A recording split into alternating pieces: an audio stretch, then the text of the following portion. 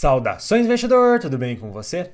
Você está no canal Aportando Conhecimento e no vídeo de hoje a gente vai falar sobre o fundo imobiliário DEVA11, que caiu mais de 68% desde a sua máxima histórica.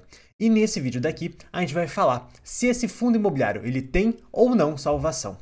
Mas basicamente, só dando uma breve introdução sobre o DEVA11, ele é um fundo imobiliário de papel, um dos maiores da Bolsa de Valores, e aqui a gente consegue ver que ele chegou lá próximo do seu IPO, lá em 2020, a mais de R$ 155 e atualmente vem sendo cotado a menos de R$ 50, uma queda de 68,08% nesse período.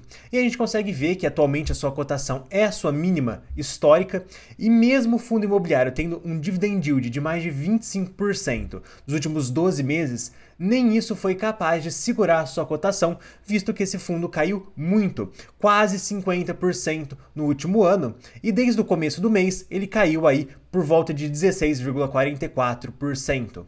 Um outro ponto importante a ser destacado também é que ele se encontra na metade do seu valor patrimonial. E no fim do vídeo a gente vai discutir um pouco melhor se isso realmente é verdade ou não. A gente vai ver que tem aí uma leve pegadinha nesse P sobre VP de 50% aqui desse fundo imobiliário.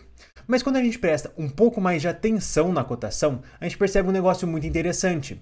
Porque essa queda tão grande, de mais de 68%, ela não aconteceu de uma vez. Na verdade, ela foi meio que indo, a cota ali foi se segurando ali próximo dos R$ 100, que é o seu valor patrimonial, e de repente, daqui nos últimos 2 meses, a gente tem uma queda violenta da cotação desse fundo imobiliário.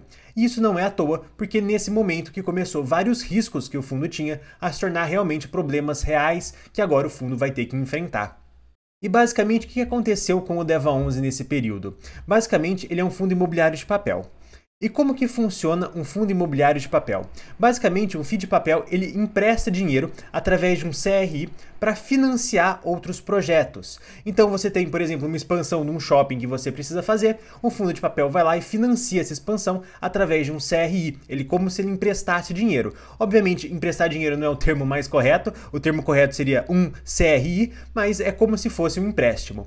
E aí, o que o fundo imobiliário de papel ele ganha fazendo esse empréstimo? Basicamente, ele ganha uns juros sobre esse dinheiro que ele emprestou. E essa taxa de juros ela varia muito em decorrência do risco desse empreendimento. Quanto mais arriscado é esse empreendimento, quanto menor a chance da pessoa que está pegando esse dinheiro emprestado conseguir te devolver, maior é a taxa de juros, porque mais risco você está correndo. Agora, quanto menor o risco, quanto maior a chance dessa pessoa que está pegando esse empréstimo conseguir te devolver o dinheiro, então com isso a taxa de juros vai ser menor. Isso é um ponto muito importante do investidor entender, que quanto maior o risco, maior o retorno exigido para fazer aquele investimento. E qual que foi, então, o grande problema do DEVA11? Aconteceu que ele financiou vários projetos extremamente arriscados para conseguir uma maior taxa, só que esses projetos acabaram não dando muito certo. E com isso, a pessoa que pegou esse empréstimo não tem recurso suficiente para pagar por ele. E isso está gerando uma onda de inadimplência. Você emprestou o dinheiro para a pessoa, ela deveria te devolver, mas ela não tem dinheiro para te devolver. E aqui a gente consegue ver exatamente aonde o fundo imobiliário DEVA11 investe. Então a gente vê que a maioria dos seus recursos está investidos em CRIs. Ele tem aqui 5% em caixa, 6,5% em outros fundos imobiliários, mas o grosso do seu investimento mesmo é em CRIs. E se a gente fizer uma média ponderada de todos esses CRIs que ele tem, a gente chega que ele está recebendo uma taxa de inflação mais 10,57% ao ano, o que é uma taxa extremamente alta, o que mostra o quão alto é o risco desses empreendimentos que ele está financiando. Para você ter uma ideia, uma taxa ok de um empreendimento extremo baixo risco atualmente está por volta de IPCA mais 7. E aí você fala, poxa, de IPCA mais 7 para 10,5 não é uma diferença tão grande assim. Na verdade, é uma diferença muito grande se você for analisar o percentual. Então, se você fizer 10,5 dividido por 7, você vai ver a diferença que é o seu juros. Então, você vai chegar realmente na conclusão que uma taxa de 10,57 é uma taxa extremamente alta, o que indica o extremo risco que esse fundo imobiliário estava correndo. Então, atualmente, se você for fazer uma análise em todos os CRIs que o DEVA11 tem, a gente chega à conclusão que quase 30% desse fundo imobiliário ele está inadimplente. De todo o dinheiro que ele emprestou, 30% não tem como ser devolvido no momento atual. 30% está dando um problema gigantesco e não está conseguindo devolver esse dinheiro como era previsto em contrato.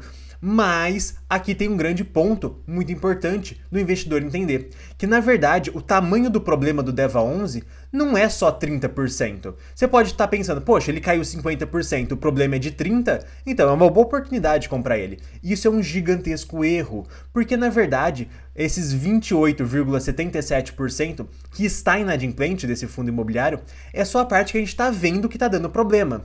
Porque tem várias outras partes do fundo imobiliário que a dívida está sendo reperfilada. Ou seja, a pessoa não está conseguindo pagar pelo empréstimo que ela fez, por esse CRI que ela fez, mas ela está fazendo um reperfilamento, ela está trocando a regra da dívida para que um jeito que talvez ela consiga pagar. Então, por exemplo, imagina que você pega 10 milhões emprestados do DEVA11 para pagar em 5 anos a uma taxa de IPCA mais 9, o reperfilamento vai virar e falar, olha, você paga IPCA mais 9, agora você vai pagar IPCA mais 13, por exemplo, você aumenta a sua taxa de juros, mas você aumenta o tempo que você tem que pagar. Então, de 5 anos vai para 10, por exemplo. Isso seria um reperfilamento. Seria você mudar as condições desse CRI para que o devedor consiga pagar. Só que qual que é o grande problema disso? Se o devedor já não está conseguindo pagar nas condições atuais, muito provavelmente, talvez ele não consiga nas novas. E aqui a gente consegue ver perfeitamente um exemplo de um reperfilamento que aconteceu esse mês no DEVA11, e esse na verdade é um problema que já vem afetando o fundo imobiliário há algum tempo. Já há alguns meses ele está tendo que fazer alguns reperfilamentos para segurar a inadimplência baixa. Então, na verdade, esses quase 30% de inadimplência não é todo o problema, porque boa parte do problema está sendo mascarado por esses reperfilamentos, por empréstimos que as empresas não estão conseguindo devolver o dinheiro para o DEVA11, então esse empréstimo precisa ser reperfilado. E se você quiser pausar o vídeo e ler aqui um pouco mais com calma, fique à vontade, mas é basicamente o que eu falei. Então você está tendo aqui um aumento da taxa de IPCA mais 9 para IPCA mais 13 e um período de carência, um período que a empresa só vai ter que pagar os juros e não o principal, e depois vamos ver se a empresa vai conseguir pagar, se não vai. Então esse é um processo um pouco mais demorado para entender se vai dar certo ou não esse reperfilamento de dívida. E aqui tem um outro ponto muito importante, porque se o IPCA continuar alto, se o IPCA agora ele não se estabilizar em 4, 4,5% ao ano, isso seria muito ruim para o DEVA. Porque, por um lado, a dívida dele é atrelada a IPCA, ele recebe aí por volta de IPCA mais 10,5% ao ano, então quanto mais alto o IPCA, maior o valor que o DEVA recebe, mas não é tão bom assim se você for parar para analisar, porque quem está pegando esse dinheiro emprestado do DEVA11, quem está sendo financiado pelo DEVA, está tendo que pagar a correção do IPCA. Então é melhor para o DEVA um IPCA baixo para que esse devedor pague um valor menor e consiga pagar então esse CRI sem dar nenhum problema. Então isso daqui é um outro ponto muito importante que o DEVA tem que ficar analisando. E aí, será que o IPCA vai vir alto? Será que não vai? Será que o devedor vai conseguir pagar caso a gente tenha mais 1, 2 anos de IPCA mais a 10% ao ano? Bem, eu particularmente acho que isso não vai acontecer. Acredito agora que o IPCA deu uma acalmada ali para uns 5, 5,5%. Mas esse é um ponto de extrema atenção que o investidor de DEVA tem que ter.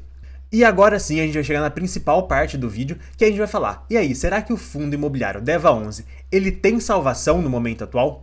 Mas antes de tudo, eu quero lembrar você que a gente está no meio do vídeo, e se você não for inscrito do canal, eu vou pedir para você se inscrever para ficar por dentro dos próximos vídeos. E se você já for inscrito, por favor, deixa o like aqui no vídeo para ajudar a divulgação do canal, tá bom? Mas e aí, o DEVA11, ele tem salvação ou não tem?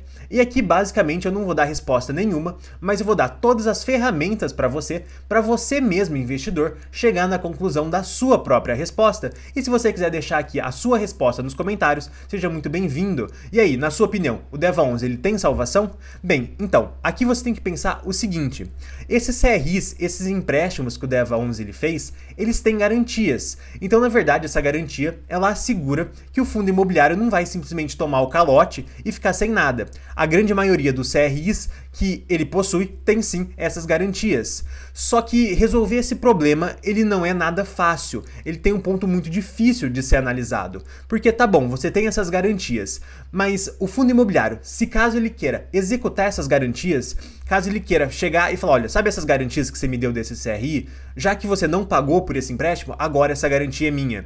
Se ele realmente quiser fazer essa execução das garantias, ele vai ter um grande problema, porque ele vai ter que vender todos esses imóveis que foram dados como garantia. E qual que é o grande problema disso? O problema é a baixa liquidez. Se fosse fácil assim resolver, poxa, já teria sido resolvido o problema. Se fosse fácil vender esses imóveis que foram dados como garantia, as próprias empresas que não estão conseguindo pagar pelos CRIs já teriam elas mesmas vendido os imóveis e pagado já o CRI. Então, meio que isso gera um grande problema. Essa baixa liquidez seria, por exemplo, uma baixa procura por aquele imóvel. Então, imagina que você tem uma fazenda lá na zona rural dada como garantia. Poxa, você não vai conseguir vender isso de um dia para o outro. Isso vai demorar alguns anos para ser vendido. Então, esse é um grande problema que o DEVA11 tem. Muito provavelmente ele vai recuperar algum dinheiro dos calotes que ele pode tomar desses CRIs, mas não tem como saber se ele vai recuperar 100% do dinheiro que ele emprestou, e muito provavelmente não vai ser 100%, vai ser um pouco menos, e também não tem como saber quando ele vai recuperar, porque muitos desses imóveis não são fáceis de serem vendidos e podem demorar aí 3, 5, 10 anos para realmente serem vendidos e terminar todo esse imbróglio. E esse que é o maior risco do DEVA11, porque por mais que ele tenha essas garantias, desses CRIs não são garantias fáceis de serem vendidas e transformadas em dinheiro, porque na verdade o DEVA11 ele é um fundo de papel, ele não quer ter um loteamento lá para vender as propriedades desse loteamento. Não, ele quer ter dinheiro para financiar outros projetos. Esse que é a função do DEVA11, e não ficar vendendo loteamento. Então, um ponto muito importante que o investidor tem que saber, que tem muita gente caindo nessa pegadinha, é que quando a gente olha o preço sobre o valor patrimonial do DEVA11 atualmente, ele vem sendo cotado a R$50 o DEVA11, mas o seu valor patrimonial por cota é quase 100. Se você for fizer uma conta, você vê que ele está 50% descontado desse valor patrimonial. E muita gente acha então que ele é uma gigantesca oportunidade, porque ele está extremamente descontado do seu valor patrimonial, certo? Mas isso é um grande erro, porque esse valor patrimonial aqui próximo aos R$100, ele não está certo, ele está errado. Ele não está considerando os prejuízos futuros que o DEVA11 vai ter que assumir com essa inadimplência desses CRIs, vai ter que assumir com os calotes que ele vai levar e vai ter que assumir com a venda dessas garantias a um preço abaixo do valor que ele emprestou de dinheiro para quem tinha aquele CRI. Então esse é um ponto muito importante do investidor perceber, que na verdade esse valor patrimonial por cota de R$100 do DEVA11 não vale mais nada, ele não é um valor factível com a realidade atual do fundo. Ele é só um número que a contabilidade do DEVA11 escolheu para ser o valor por cota. Então o investidor tem que ficar muito atento sobre isso. E aqui eu gostaria de recomendar para você um outro vídeo do canal que eu falo basicamente todos os problemas do DEVA11, só que um mês antes desses problemas realmente acontecerem. Então meio que a gente previu aqui que ia dar grandes problemas no DEVA11 com o reperfilamento das dívidas, e eu gostaria muito que você assistisse esse vídeo agora.